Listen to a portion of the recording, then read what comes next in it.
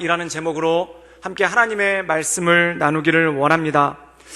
우리가 흔히 신앙생활을 하면서 또는 교회 생활을 하면서 저 성도는 열심이 있다, 그리고 저 성도는 열정이 있다, 그리고 저 성도는 참 뜨겁다라는 그러한 표현들을 종종 쓸 때가 있는 것을 보게 됩니다. 그런데 우리가 교회 생활을 하면서, 신앙생활을 하면서 열심을 다하고 또한 열정을 다하고 또한 뜨겁게 신앙생활하는 것 굉장히 중요한 일이죠. 그런데 그거보다 더 중요한 게 있습니다. 그것이 무엇이냐면 무엇을 위해서 뜨거운가, 또한 무엇을 위해서 열정이 있는가, 또한 무엇을 위해서 열심을 가지고 섬기는가, 이것이 굉장히 중요한 모습이겠죠. 그래서 어떻게 보면은 열심보다 더 중요한 것은 무엇을 위해서, 즉 방향이 더 중요할 때가 있다라는 것입니다. 예를 들어서 학생이 수학시험을 보는데 국어 공부를 열심히 했다고 생각해 보십시오.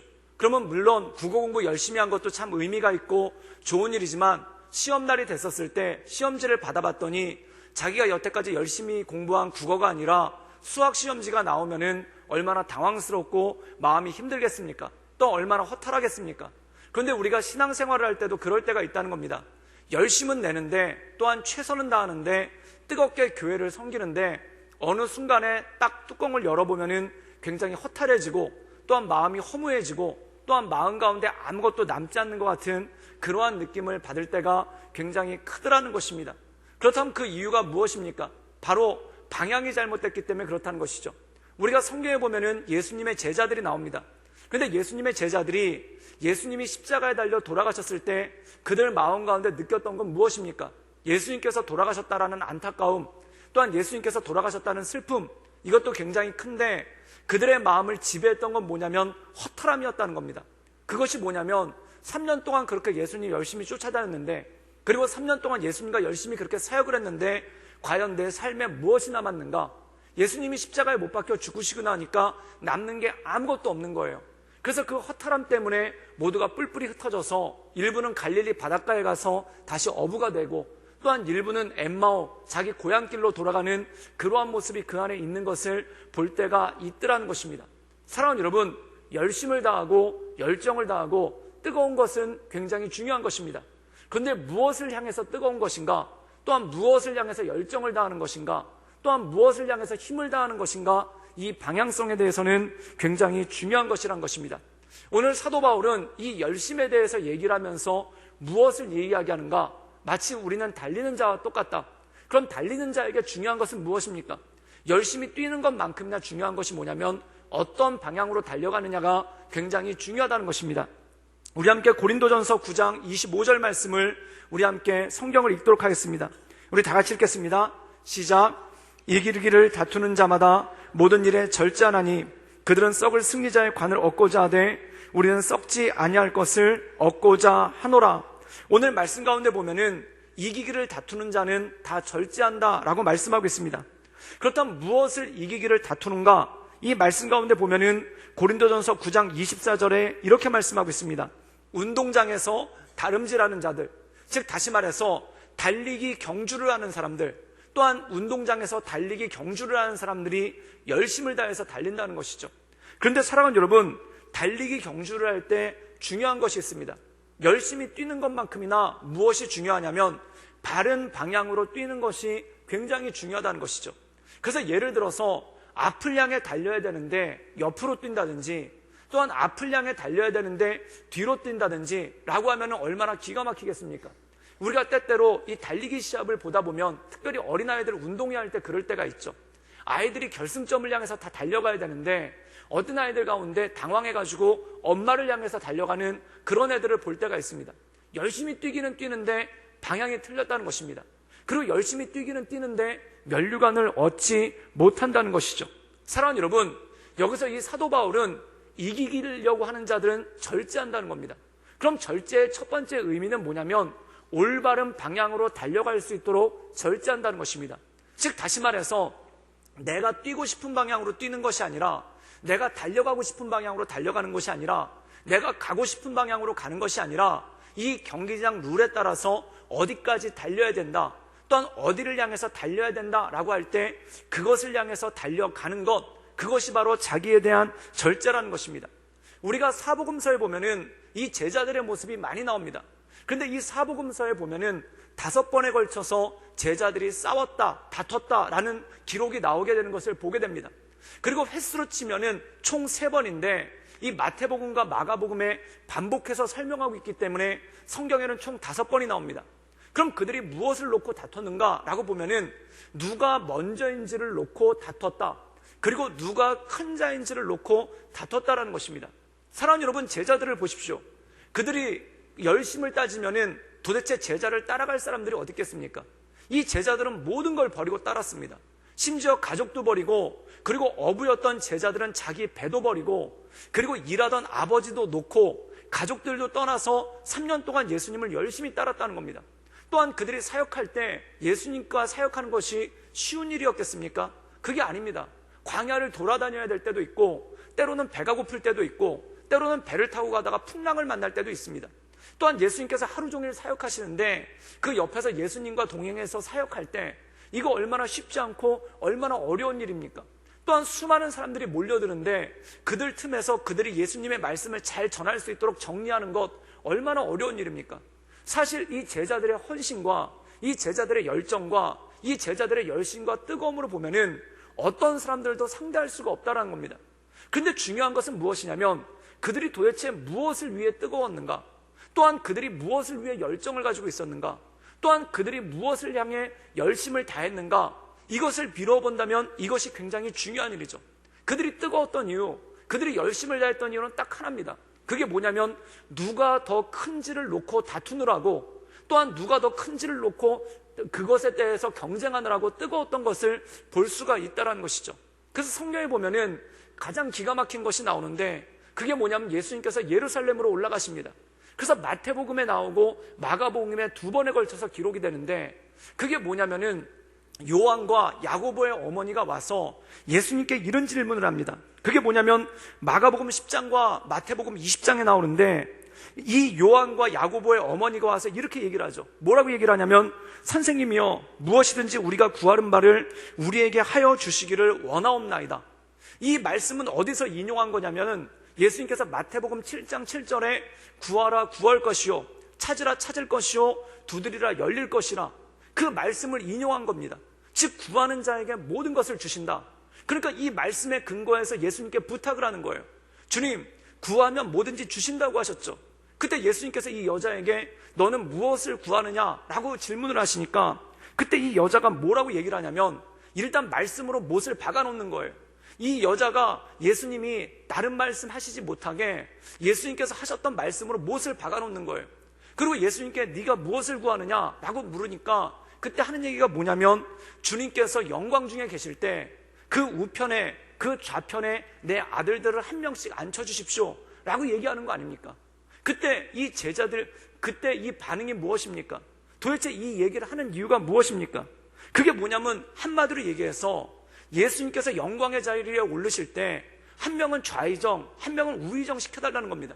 그런데 이 여자의 말에서 제자들이 무엇 때문에 열심을 냈는지, 제자들이 무엇 때문에 최선을 다했는지가 다 나오지 않습니까? 그들이 최선을 다한 이유는 무엇입니까? 예수님께서 영광의 날에 이르실 때 여기서 영광의 날은 천국의 영광, 또한 재림의 영광, 부활하시고 승천의 영광이 결코 아니라는 겁니다. 그게 뭐냐면 이스라엘의 왕이 되실 때, 다윗과 같이 이스라엘의 왕이 되실 때 그때 한 명은 내 아들 중에 하나는 좌의정, 내 아들 중에 한 명은 우의정 시켜달라는 그 말 아닙니까? 그런데 그 모든 것에서 제자들이 열심을 낸 이유에 대해서 잘 나와 있습니다. 제자들은 무엇을 위한 열심인가? 큰 자가 되기 위한 열심이라는 것입니다. 제자는 무엇을 위한 열심인가? 권세자가 되기 위한 열심이라는 것입니다. 그들이 3년 동안 모든 걸 다 버려두고 예수님을 죽도록 따라다니는 이유가 무엇입니까? 한번 떠보고 싶다는 겁니다. 한번 큰 자가 돼보고 싶다는 겁니다. 한번 권세자가 돼보고 싶다는 겁니다. 그래서 이 12명에서 사이좋게 나눠 먹는 걸로도 부족해서 그들끼리 뭐라고 하냐면 누가 예수님 좌와 누가 예수님 우에 앉을 것인가, 누가 가장 큰 권세를 가질 것인가, 누가 가장 높은 자리에 앉을 것인가, 이걸 가지고 끊임없이 경쟁하는 모습이 그 안에 나왔다는 것이죠. 그런데 여러분 중요한 것이 있습니다. 더 중요한 건 뭐냐면 이 제자들이 언제 다투었느냐가 중요하다는 겁니다. 그렇다면 예수님께서 그들에게 내가 왕이 될 거다 이런 흔적을 주시고, 또한 내가 예루살렘에 가면 왕이 혹시 될 수도 있다 라는 흔적을 주셨을 때 또한 옆에 있는 백성들이 호산나 호산나 외치면서 예수님 우리의 왕이 되주십시오. 그리고 요한복음 6장에 보면은 이 오병이어의 기적을 베푸신 다음에 그 다음에 사람들이 몰려와서 예수님을 왕으로 삼으려고 하죠. 그럼 그때 그 기대에 편승해서 예수님이 왕이 되겠구나. 그럼 누가 좌의정이 되고 누가 우의정이 될 거냐? 이걸 가지고 논쟁한 게 결코 아니라는 것입니다. 놀랍게도 이들이 논쟁했었을 때가 언제냐면 크게 3번을 논쟁하는데, 첫 번째는 예수님께서 갈릴리를 떠나서 예루살렘을 향해 올라오시는 길에 예수님께서 갈릴리를 떠나시면서 이렇게 말씀하십니다. 뭐라고 말씀하시냐면, 내가 인자가 예루살렘으로 올라가서 고난을 받고 죽게 되고 3일 후에 부활하게 될 것이다. 즉 고난에 대해서, 십자가에 대해서 말씀을 하신다는 거예요. 그런데 예수님께서 그 말을 끝내자마자 제자들이 오는 노중에 그들이 다투기 시작합니다. 그때 가버나움에 이르러서 예수님께서 너희들이 오는 도중에 무엇을 가지고 다투었느냐라고 말씀을 하시니까 그들이 뭐라고 얘기를 하냐면은 우리 중에 누가 먼저인지를 놓고 쟁론하였다. 그들이 말을 못하는 거예요. 그런데 그들이 싸운 이야기가 뭐냐면 우리 중에 누가 먼저인지를 놓고 다퉜다는 겁니다. 사랑하는 여러분, 지금 예수님은 제자들에게 예루살렘을 향해 떠나가시면서 내가 분명히 십자가에서 죽을 것이다 라고 신신당부라고 말씀하셨는데 제자들은 누가 먼저인지를 놓고 싸웠다는 겁니다. 그리고 두 번째는 예수님께서 예루살렘에 임박해서 마가복음 10장, 마태복음 20장에 예루살렘으로 올라가시기 직전에 그때 이 세베대 안에, 즉 다시 말해서 야고보와 요한의 어머니가 나타나서 아까 말했던 대로 우리 아들을 하나는 왼쪽에 하나는 오른쪽에 앉혀주십시오 라고 얘기를 했다는 겁니다. 그때 이 다른 제자들이 반응이 뭐였냐면, 다른 제자들이 이 요한과 야고보를 보고 화를 냈다는 거예요. 그 이유가 무엇입니까? 선수를 뺏겼다는 겁니다. 그들의 마음 가운데 똑같은 생각을 품고 있었으니까 나도 엄마 불러올 걸, 그런 생각이 마음 가운데 안 들었겠습니까? 그러니까 여기 마음 가운데 그들이 예루살렘에 올라가기 직전에 다 똑같은 마음을 품고 있는 거예요. 그런데 놀랍게도 예루살렘에 올라가시면서 예수님이 또 뭐라고 말씀하셨냐면, 인자가 예루살렘에 올라가면 사람들한테 잡힐 것이고 고난을 받고 죽을 것이다. 그리고 3일 후에 부활할 것이다. 그 말씀을 그대로 전해주고 계신데, 거기서 또 제자들은 누가 먼저인지를 놓고 또 다퉜다는 겁니다. 그리고 세 번째는 언제냐면, 예수님께서 잡히시기 전날 제자들을 앉혀놓고 성찬을 베푸십니다. 그리고 떡을 떼어주시면서 받아 먹으라, 이것은 내가 너희를 위해 찢기는 바 내 살이라. 그리고 잔을 나눠주시면서 받아 마시라, 이것은 내가 너희를 위해 흘리는 바 내 피라. 이렇게 말씀하시면서 십자가의 죽음의 의미에 대해서 말씀하고 있습니다. 근데 누가복음 22장에는 그 다음에 바로 따라 나온 말씀이 뭐냐면, 제자들이 누가 더 큰 자인지를 놓고 다투었더라. 성찬식이 끝나자마자 예수님께서 지금 잡혀가실 것을 놓고 그것에 대해서 말씀을 전했는데, 그 말씀을 끝내자마자 제자들은 또 누가 더 큰 자인지를 놓고 또 다퉜다는 겁니다. 사랑하는 여러분, 그들이 예수님이 말씀을 전해주는데도 불구하고, 그 말씀을 3번이나 전해주시는데도 불구하고, 그리고 마지막 말씀은 친히 성찬, 떡을 찢고 또한 포도주를 부으면서 예수님의 찢기실 살과 흘리실 피에 대해서 말씀하고 있는데도 그들이 누가 먼저인지를 놓고 다퉜던 이유가 무엇입니까? 한마디로 얘기해서 자기 생각이 너무 크니까, 자기 계획이 너무 크니까 하나님의 말씀이 들리질 않는다는 겁니다. 자기 생각이 너무 크니까 예수님의 생각이 들리지 않는다는 것입니다. 사랑하는 여러분, 말씀이 안 들릴 때가 있습니다. 읽어도 말씀이 안 들어올 때가 있고, 성경을 봐도 말씀이 안 들어올 때가 있고, 말씀을 들어도 말씀이 안 들어올 때가 있습니다. 오히려 말씀을 들으면 화가 납니다.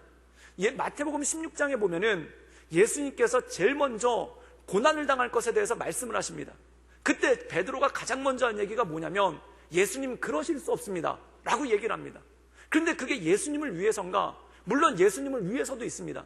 그런데 그 말의 내용은 뭐냐면, 예수님 죽으시면 우리는 어떻게 되는 겁니까?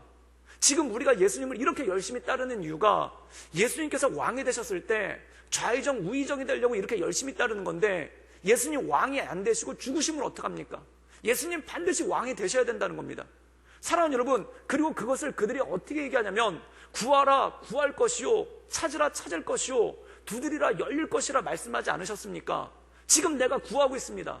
그 구하는 게 뭐냐면 예수님 왕 되십시오. 그리고 예수님 왕 되신 다음에 내 아들은 오른쪽에, 내 다른 아들은 왼쪽에 앉아주십시오. 그러면서 말씀하고, 그러면서 주장하고 있다는 것입니다. 이것이 무엇입니까? 내 뜻이 하나님의 뜻보다 더 큰 거예요. 그리고 내 계획이 하나님의 계획보다 더 큰 거예요. 그리고 내 생각이 하나님의 생각보다 더 앞서는 겁니다. 그러니까 내 생각이 하나님의 생각보다 앞서고 내 계획이 하나님의 계획보다 앞서니까 예수님께서 십자가에 대해서 그렇게 말씀하시는데도 제자들의 귀에는 이게 들리질 않는 겁니다. 또한 예수님께서 성찬까지 행하시는데도 불구하고 그 계획, 그것이 들리질 않는다는 겁니다. 왜 그렇습니까? 자기의 열심과 자기의 계획이 그 안에 있기 때문에 그렇다는 것이죠. 그때 하나님께서 하시는 것이 무엇인가? 꺾으신다는 겁니다. 그들을 한번 꺾으신다는 겁니다. 하나님께서 우리에게 왜 고난을 주시는가? 시편 119편에 보면은 이런 말씀이 나옵니다. 고난당한 것이 내게 유익이라. 고난으로 말미암아 내가 주의 율례를 알게 되었습니다. 라고 말씀하고 있습니다. 고난당하는 것이 내게 유익이라. 고난으로 말미암아 내가 주의 율례를 배웠나이다. 라고 말씀하고 있습니다. 사랑하는 여러분, 왜 고난이 유익이라고 할까요? 고난 당하기 전에는 하나님의 말씀이 안 들린다는 겁니다. 내 계획이 너무 크니까, 내 생각이 너무 크니까 하나님의 말씀이 안 들리는 거예요. 그때 하나님께서 어떻게 하시는가? 내 생각을 한번 꺾어버리실 때가 있는 거예요. 바로 내 생각을 꺾어버리시는 과정이 뭐냐면 그것이 바로 고난이라는 것입니다. 우리가 성경에 보면은 요나라는 사람이 등장을 하죠. 이 요나가 불순종합니다. 불순종하는 이유가 무엇입니까? 니느웨를 엄청나게 싫어하는 거예요. 그런데 하나님이 니느웨로 가라고 그러는 겁니다. 자기 생각이 더 큰 거예요. 하나님의 말씀보다 니느웨를 향한 이 요나의 미움이 더 큰 거예요. 그래서 이 사람이 불순종하고 다시스로 도망가지 않습니까? 그때 하나님께서 그를 한번 꺾어버리신다는 겁니다. 그 꺾어버리신 게 뭐냐면 지중해 배 한가운데서 풍랑을 일으키시고 또한 그걸로 모자라서 요나가 물에 빠져 죽으려고 하니까 큰 물고기를 예비하셔서 물고기 뱃속에 들어가게 하시죠. 그 물속이 뱃속에 들어가서 요나서 2장에 보면은 요나가 내가 지옥에 빠졌나이다. 내가 스올에 빠져서 죽게 간구합니다. 제발 나 좀 살려주십시오. 이게 뭐냐면 하나님께서 그를 한번 꺾어버리시는 그러한 과정이 그 안에 있다라는 것입니다. 사랑하는 여러분, 내 생각이 너무 크면 하나님의 말씀이 들리질 않습니다. 또한 내 생각이 너무 크면 하나님의 뜻이 보이질 않습니다. 또한 내 생각이 너무 크면은 하나님께서 나를 어떻게 이끌어 가실지 그것에 만족하지 못합니다. 내가 앞장서서 하나님더러 따라오라고 해야 되는 거예요. 지금 제자들의 모습이 바로 이것입니다. 내가 간절히 구합니다. 내가 간절히 원합니다. 내가 간절히 두드립니다. 내가 간절히 찾습니다. 주님 왕 되십시오. 그리고 내 아들은 오른쪽, 내 다른 아들은 왼쪽에 앉아주십시오. 그리고 다른 제자들도 마찬가지인 거예요. 주님 반드시 왕 되셔야 됩니다. 그리고 나를 가장 큰 자로 세워주십시오. 그들의 열망과 그들의 열심이 바로 이거 아니겠습니까? 그러니까 거기서 문제가 생기고 자꾸 하나님, 예수님과 딴 길을 걷게 된다는 거죠. 그때 하나님께서 그들에게 하신 것이 무엇입니까? 한번 꺾어버리시는 거예요. 그래서 성경에 보면은 베드로가 꺾이게 되죠. 닭 울기 전에 3번 예수님을 부인함으로 그가 인생이 꺾여버리죠. 그리고 인생이 꺾였을 때 그제서야 하나님의 말씀이 들리지 않습니까? 그제서야 예수님의 말씀이 들리지 않습니까? 그 모든 게 한번 꺾이고 나니까 그때 갈릴리 바닷가에서 예수님께서 오셔서 요한의 아들 시몬아, 네가 나를 사랑하느냐? 그렇다면 내 양을 먹이라. 그제서야 하나님의 말씀이 들리기 시작하고 너희들은 예루살렘을 떠나지 말고 성령이 너희에게 오실 때까지 기다려라. 그 말씀이 그제서야 들리기 시작하더라는 것입니다. 사랑하는 여러분, 그렇기 때문에 성경은 우리에게 말씀하십니다. 고난당하는 것이 유익이라는 것입니다. 그리고 세상에 의미 없는 고난은 단 하나도 없습니다. 왜 고난을 주시는가? 나의 고집스러운 마음을 꺾어버리시기 위해, 또한 나의 고집불통인 마음을 꺾어버리시기 위해 하나님께서 우리에게 고난을 주신다는 것입니다. 그리고 그 고난 때문에 내가 낮춰졌을 때, 그 고난 때문에 내 마음이 낮아졌을 때 그때 어떤 일이 생기는가? 그때서야 비로소 하나님의 말씀이 들리기 시작하고 하나님의 음성이 들리기 시작하더라는 것입니다. 바울도 마찬가지 아닙니까?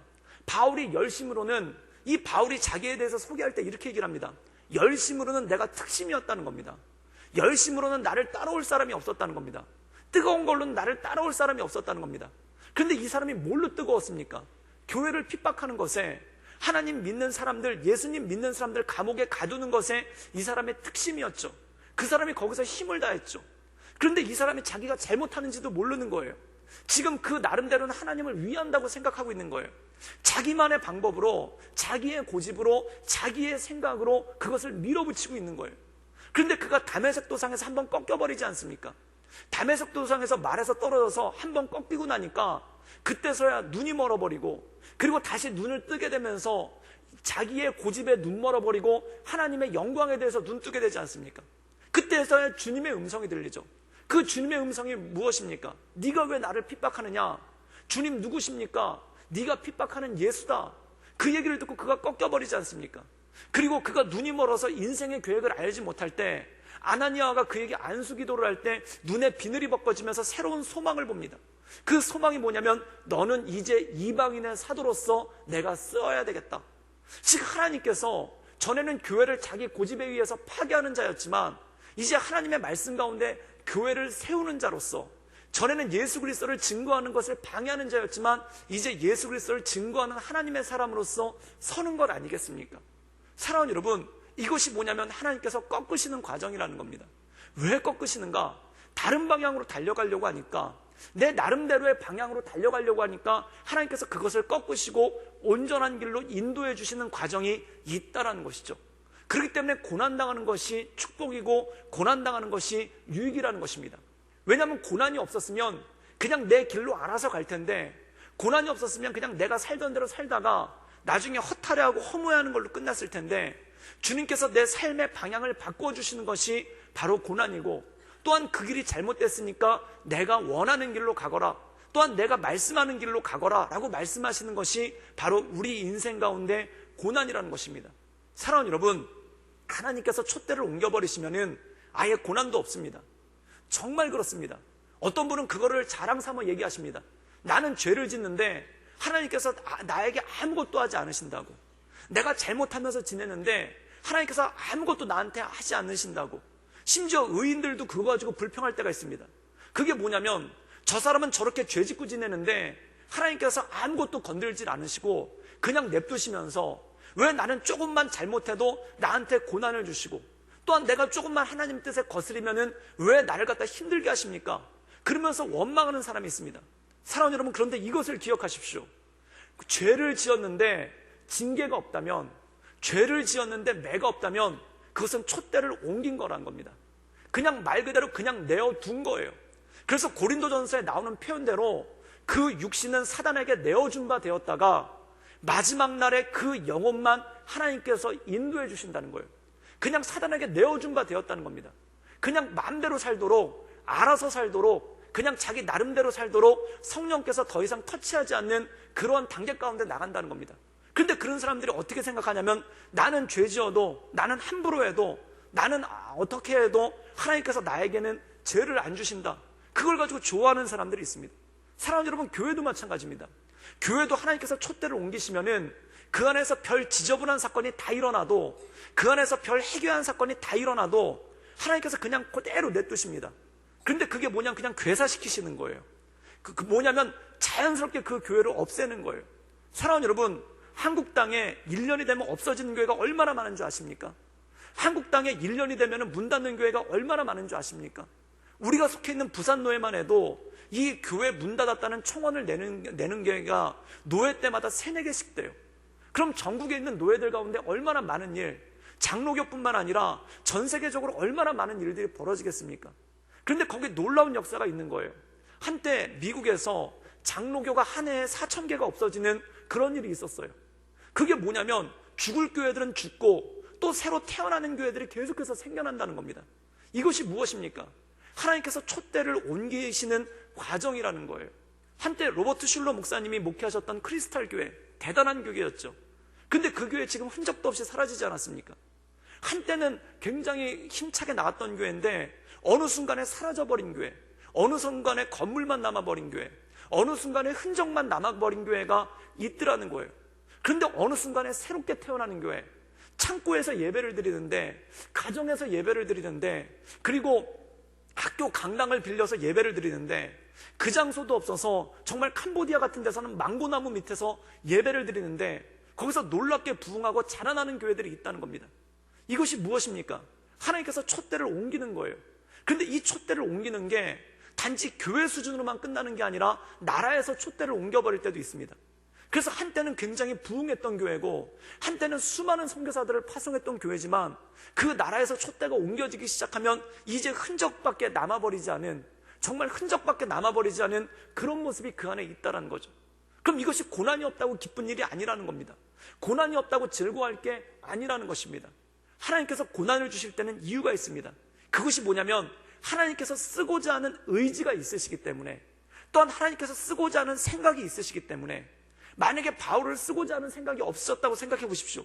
그럼 바울이 그냥 난리치면서 성도들 핍박하도록 그냥 냅뒀을 것입니다. 아무런 터치도 하지 않으셨을 거예요. 그런데 바울을 쓰기 원하셨기 때문에 바울이 다메섹 도상에서 꼬꾸라지고 그가 14년 동안의 칙거 기간을 통해서 교회를 핍박하던 핍박자에서 하나님을 전하는 선포자로 변화되는 놀라운 역사가 그 안에 생겼다는 것이죠. 그러고 나서 그가 꼬꾸라지기 전에는 자기 고집대로, 자기 생각대로, 자기 좋은 대로 열심을 내던 사람이었지만 이제 하나님의 뜻이 무엇인지, 하나님의 말씀에 귀를 기울이고 하나님의 뜻에 청종하며 나가는 그러한 믿음의 사람이 되지 않았습니까? 그래서 사도 바울은 이것에 대해서 언급하고 있는 것입니다. 그게 뭐냐면 이기는 자는 절제한다. 근데 첫 번째 무엇에 대해서 절제하는가? 썩어져가는 승리의 관을 쓰려고 나가는 것이 아니라 하나님께서 주시는 우리의 영원한 관, 즉 다시 말해서 생명의 면류관을 향해서 달려가는 사람, 하나님께서 기뻐하시는 뜻이 무엇인지, 하나님께서 온전케 여기시는 뜻이 무엇인지를 바라보고 그것을 향해서 달려가는 그러한 모습 가운데 있다라는 것입니다. 그리고 동일하게 오늘 고린도 교회에게 말씀하고 있는 것입니다. 고린도 교회의 문제가 무엇입니까? 사랑하는 여러분, 성도의 문제는 크게 다르지 않습니다. 이 12명의 제자들이 예수님 뒤를 따르면서 누가 먼저인지를 놓고 싸웠던 것처럼, 또한 누가 오른쪽 왼쪽에 앉을지를 놓고 싸웠던 것처럼 이 고린도 교회의 다툼도 결국 거기서 벗어나지 않는다는 것입니다. 사랑하는 여러분, 세상에 많은 분쟁이 있지만, 세상에 많은 싸움이 있지만 결론은 하나입니다. 그 결론이 뭐냐면 누가 먼저냐는 겁니다. 누가 선이냐는 겁니다. 또한 누가 최고냐는 겁니다. 한마디로 얘기해서 이 정글의 법칙이 뭐냐면은 서열 정하는 거. 우리가 동물의 왕국 보면요, 하다못해 개미들도 서열 정하고요, 하다못해 사슴들도 서열 정하고, 호랑이나 승냥이는 말할 필요도 없고, 하다못해 곤충들도 그 안에서 서열을 정하면서 살아갑니다. 이게 정글의 법칙인 거예요. 그러면 결국 제자들이 지었던 죄가 무엇입니까? 제자들이 잘못 걸어갔던 게 무엇입니까? 자기들 안에서 서열 정하기 바쁜 거예요. 그럼 고린도 교회가 지었던 죄는 무엇입니까? 바로 그 안에서 서열 정하기 바쁜 거예요. 그런데 무엇을 가지고도 서열을 정하는가? 은사를 가지고도 서열을 정한다는 거예요. 그럼 사도 바울이 그들에게 권면하는 겁니다. 도대체 하나님이 은사를 주신 이유가 무엇이냐? 너희들에게 서열 정하라고 은사를 주신 것이냐? 도대체 하나님께서 성령 충만을 주신 이유가 무엇이냐? 누가 더 성령 충만한지, 누가 더 성령 덜 충만한지, 그거 놓고 우리 교회에서 누가 제일 성령 충만하고 우리 교회에서 누가 제일 성령 안 충만한지 그거 서열 정하라고 성령 충만을 주신 거냐? 그게 아니라는 겁니다. 그럼 무엇인가? 덕을 세우기 위해서, 다시 말해서 주님의 복음을 전하기 위해서 제자들을 부르신 이유가 무엇입니까? 권세 잡았을 때 좌의정 우의정 삼기 위해서 제자들을 부르신 겁니까? 그게 아닙니다. 사람 낚는 업으로 부르신 거예요.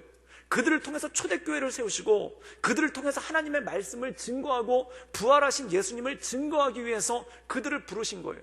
그런데 그들이 사람 낚는 어부가 아니라 권세 낚는 어부, 자리 낚는 어부, 서열 낚는 어부, 큰 자리 낚는 어부, 명예 낚는 어부로 가려고 하니까 그게 아니라는 것입니다. 그런데 고린도 교회도 이 제자들이 범했던 오류와 똑같은 오류를 범하고 있는 거예요. 그게 뭐냐면 사람 낚는 업으로 초대교회를 세우신 이유는 무엇입니까? 그 교회를 통해서 복음을 전하기 위해서, 살아계신 예수님을 증거하기 위해서, 구원의 방주로서의 역할을 감당하기 위해서 주님께서 교회를 세우셨는데, 이 고린도 교회 성도들이 모여가지고 하는 게 뭐냐면은 서열정하고 있다는 겁니다. 바울파가 우선이냐, 아볼로파가 우선이냐, 베드로파냐, 그리스도파냐, 또한 은사가 이 은사를 가진 사람이 우선이냐, 저 은사를 가진 사람이 우선이냐, 또한 이렇게 봉사를 하는 게 우선이냐, 저렇게 봉사를 하는 게 우선이냐, 그걸 가지고 끊임없이 서열 다툼을 하고 있다는 겁니다. 사도 바울이 그것을 향해서 얘기하는 것입니다. 우리는 썩어질 승리의 관을 향해 달려가는 사람이 아니라 이기기를 절제하고 하나님께서 주시는 생명의 면류관을 향해서 나가는 사람이다. 즉 육신의 적용을 따라 나가는 사람이 아니라 하나님께서 기뻐하시는 것이 무엇인지를 따라 나가는 사람이라는 것입니다. 사랑하는 여러분, 저는 우리 교회에서 일어나는 모든 열심이 하나님의 뜻에 따른 열심이기를 주님의 이름으로 축원합니다. 열심히 했는데 어느 날 국어 공부 열심히 하고 시험날 가봤더니 수학책이 펼쳐지는 것 같은, 수학 시험지가 오는 것 같은 허무함이 올 때가 있다는 겁니다. 그래서 낙심하는 겁니다. 우리가 교회 생활하다가 굉장히 열심히, 굉장히 열정적으로 신앙생활 하시는데 어느 날 갑자기 쥐두새도 모르게 사라지시는 분들이 있어요. 또한 어느 날 갑자기 열심을 다했던 분인데 갑자기 휙 없어지는 분들이 있어요. 그래서 신방을 가보면은 나름대로 이유는 참 많습니다. 상처받았다, 이렇다 저렇다 저렇다 저렇다. 그런데 그 황당함이 뭐냐면 여태까지 국어 공부 열심히 했는데 어느 날 맞닥뜨리고 보니까 수학 시험지가 나온 것과 똑같은 그런 허무함이 생기는 거예요. 마치 제자들이 예수님의 왕의 자리에 오르셨을 때 왼쪽 오른쪽에 서기를 원했는데 어느 날 보니까 예수님 십자가에 달려 돌아가신 거 보고 도대체 내가 설 자리가 어딘가, 그거 보고 마음 가운데 황당해하고 어려워하는 것과 똑같은 그러한 모습이 그 안에 있다는 것입니다. 그래서 사도 바울은 권면합니다. 그것이 뭐냐면 이기기를 다투는 자는 절제한다는 것입니다. 무엇에 절제하는가? 내가 달려가고 싶은 방향으로 달려가는 것이 아니라, 내가 원하는 방향으로 달려가는 것이 아니라 주님께서 손가락으로 가르치시는 것이 어디신가? 주님께서 우리에게 표대로 주신 것이 무엇인가? 또한 주님께서 우리에게 주신 뜻이 무엇인가? 그것을 보고 달려가는 향방 없는 자와 같이 하지 않고 방향을 잃은 자와 같이 하지 않고 하나님께서 우리에게 말씀하시는 데를 향해 달려가는 그러한 모습이 그 안에 있다는 것입니다. 사랑하는 여러분, 저는 우리 모든 성도들이 하나님 말씀 가운데, 하나님 뜻 가운데, 하나님께 영광 올려드리는 가운데 모든 열심을 다할 수 있기를 주님의 이름으로 축원합니다. 그때 우리 삶 가운데 온전한 능력이 있고 힘이 있다는 것이죠. 또 사도 바울은 이렇게 권면하고 있습니다. 우리 함께 고린도전서 9장 26절에서 27절까지의 말씀을 마지막으로 읽도록 하겠습니다. 다 같이 읽겠습니다. 시작.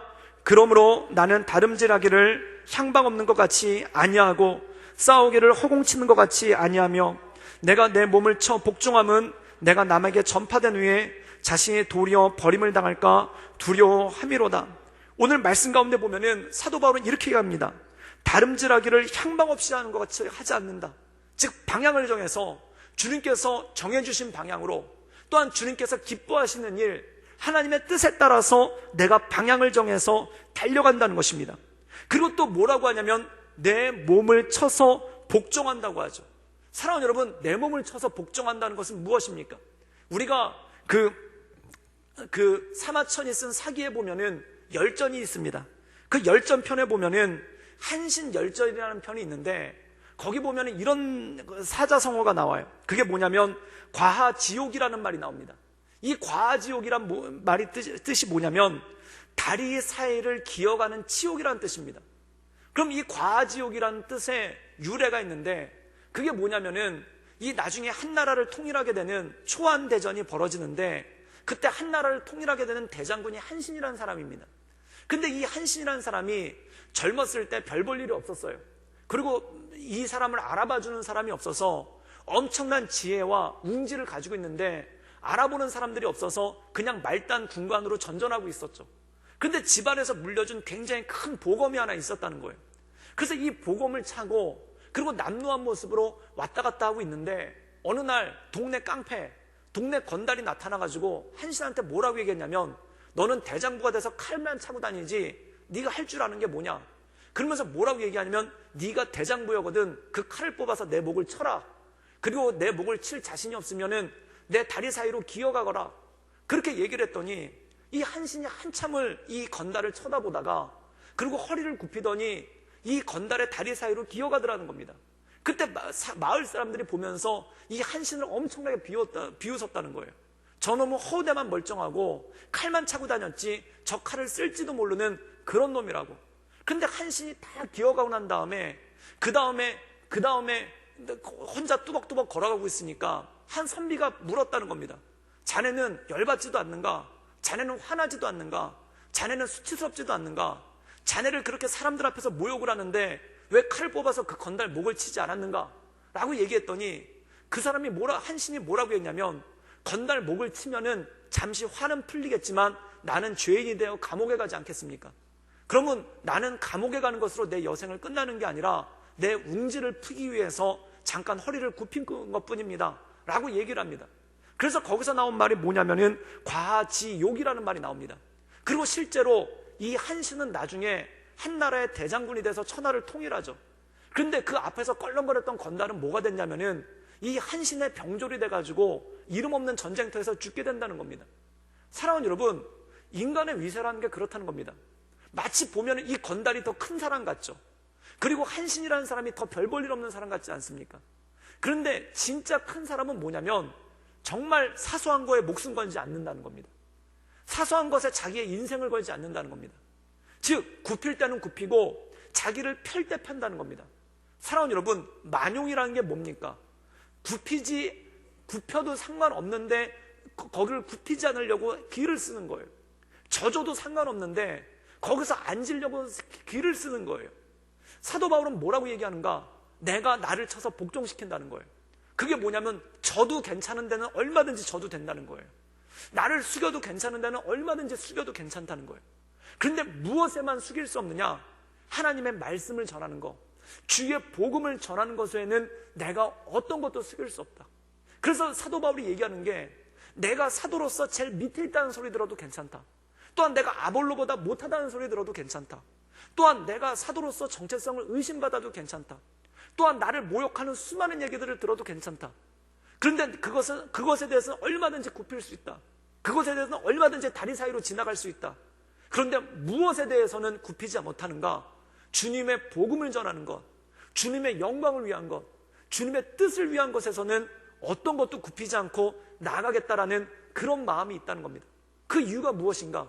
내가 굽혀도 되는 것에 안 굽히려고 애쓰다가, 그리고 내가 굽혀도 되는 것에 안 굽히려고 애쓰다가 진짜 굽히지 말아야 될 것에 굽히는 일이 생긴다면, 내가 정말 큰 일을 하지 못하게 된다면, 내가 사소한 일에 얽매여 있다가 진짜 큰 일을 하지 못한다면 내가 나중에 주님께 버림이 될까 두렵다는 겁니다. 그 중에 하나가 무엇입니까? 사람들은 서열 정하기 참 중요합니다. 좋아합니다. 그 서열 정하기 중에 하나가 뭐냐면 사도들 서열도 정했어요. 누가 최고냐? 베드로가 최고냐? 바울이 최고냐? 베드로가 최고냐? 바울이 최고냐? 그리고 그 당시에 뜨는 별이 있었는데 그 사람이 아볼로입니다. 아볼로가 최고냐? 사람들은 서열 정하기 좋아한다는 겁니다. 그런데 이 사도 바울은 뭐라고 얘기하냐면 나는 거기에 마음 쓰지 않겠다는 겁니다. 나는 거기에 마음 뺏기지 않겠다는 겁니다. 그건 아무런 상관이 없다는 겁니다. 왜 그런가? 내가 꼬레비가 됐던 첫째가 됐던, 베드로가 첫째가 됐던 꼬레비가 됐던, 또한 아볼로가 새로 떠오르는 별이 됐던 뭐가 됐던, 결국 전해지는 것은 그리스도니 그것으로 인해서 나는 기뻐하고 기뻐한다라는 그 마음의 웅비와 그 모습이 있다라는 것입니다. 사랑하는 여러분, 우리는 작은 마음을 품은 사람을 소인이라고 하고 큰 마음을 큰 사람을 대인이라고 합니다. 사랑하는 여러분, 소인의 길과 대인의 길이 그렇게 크지 않습니다.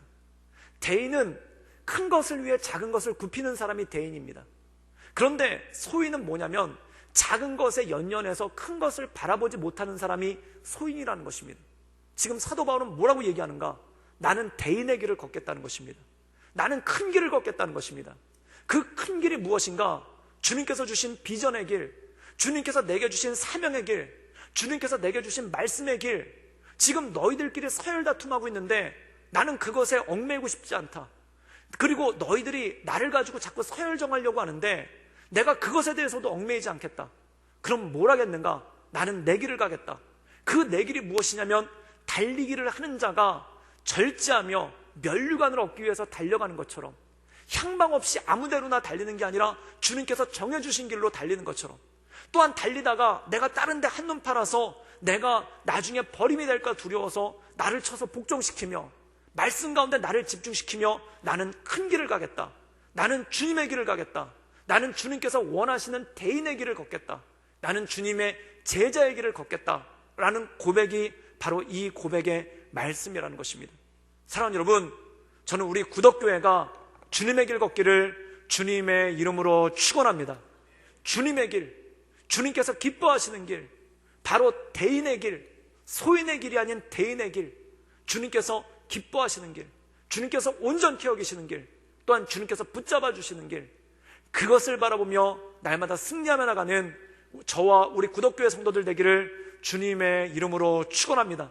저도 간절히 기도합니다. 대인의 길을 걷기 위해서, 세상의 길이 아니라, 세상에 쪼물락거리는 그 길이 아니라 주님께서 기뻐하시는 길, 주님께서 원하시는 길, 주님께서 온전케 여기시는 길, 그 길을 걸어가는 목회자가 되기 위해, 또한 제가 함께 섬기는 우리 구덕교회가 정말 주님께서 기뻐하시는 주님의 길을 걷는 그러한 교회가 되기를 주님의 이름으로 축원합니다. 함께 기도하겠습니다.